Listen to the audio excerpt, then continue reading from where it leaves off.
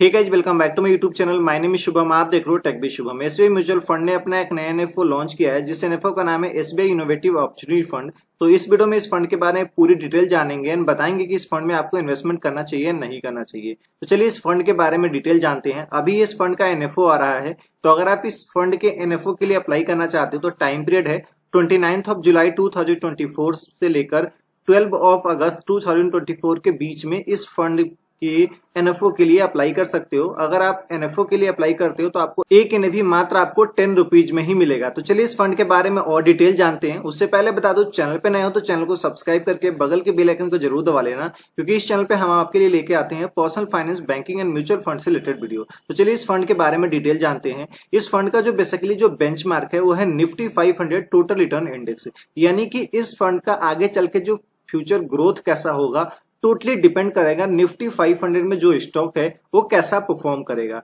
तो क्या इसका सीधा मतलब ये नहीं होगा कि निफ्टी 500 के अंदर जितने भी स्टॉक है, निफ्टी 500 के अंदर जो होता है टोटल 500 स्टॉक है, तो क्या ये जो फंड है इसके होल्डिंग्स के अंदर 500 स्टॉक होंगे? बिल्कुल नहीं। इस फंड के जो फंड मैनेजर है वो जो स्टॉक उठाने वाले हैं वो स्टॉक उठाएंगे यहीं से निफ्टी 500 टोटल रिटर्न इंडेक्स से। यहीं से वो 30-35 जो भी स्टॉक को उठाने होंगे उस स्टॉक को उठाकर एक होल्डिंग्स तैयार करेंगे, फिर उसमें पैसे आपसे इन्वेस्टमेंट कराएंगे। तो क्या रहेगा इसका होल्डिंग्स? जब ये फंड सभी के लिए अवेलेबल हो जाएगा तो मैं एक डेडिकेटेड वीडियो बनाऊंगा अपने अमसू फिनटेक वाले चैनल को, तो आप जाकर उस चैनल को सब्सक्राइब कर लेना। इस फंड में जो भी आप एनएफओ के लिए अप्लाई करोगे तो आपको एलोकेशन मिल जाएगा 12 अगस्त 2024 को। इस फंड में अगर आप पैसे इन्वेस्टमेंट करते हो और 365 दिन से पहले अगर आप एग्जिट कर लेते हो तो आपको 1% का एग्जिट लोड चार्ज भी पे करना होगा। और इस फंड में कौन इन्वेस्टमेंट, किसको इन्वेस्टमेंट करना चाहिए, तो बेसिकली ये फंड हाउस भी आपको सजेस्ट करता है कि ये जो फंड है यह एक इनोवेटिव अपॉर्चुनिटी फंड है। इसका सीधा मतलब है कि ये जो फंड है बेसिकली ये लॉन्ग टर्म विजन वाले के लिए फंड है।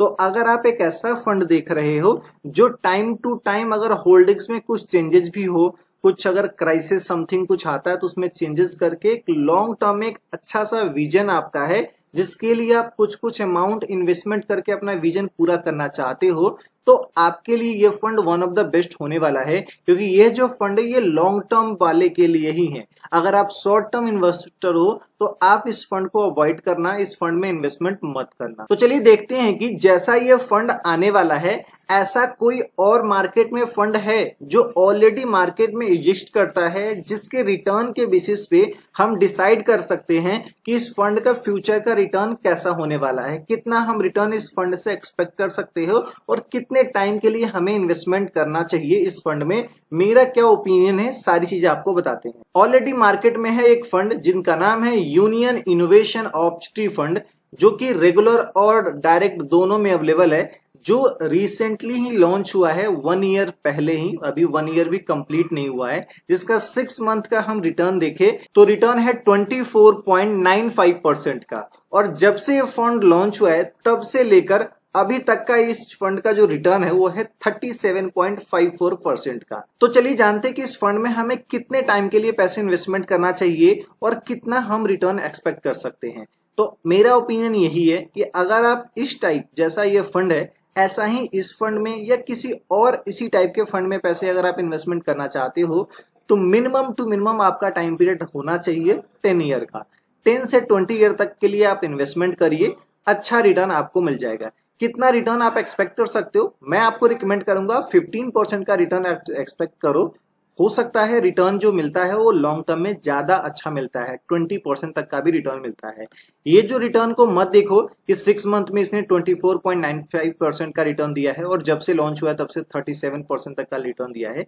1 ईयर में रिटर्न जो होता है हमेशा देखने में ज्यादा अच्छा लगता है, ज्यादा फिगर में होता है, लेकिन अगर आप वही लॉन्ग टर्म में जाते हो तो एक कंपाउंडिंग इंटरेस्ट टाइप के कैलकुलेट होता है जो कि एक अच्छा कैपिटल आपको बनाकर देता है।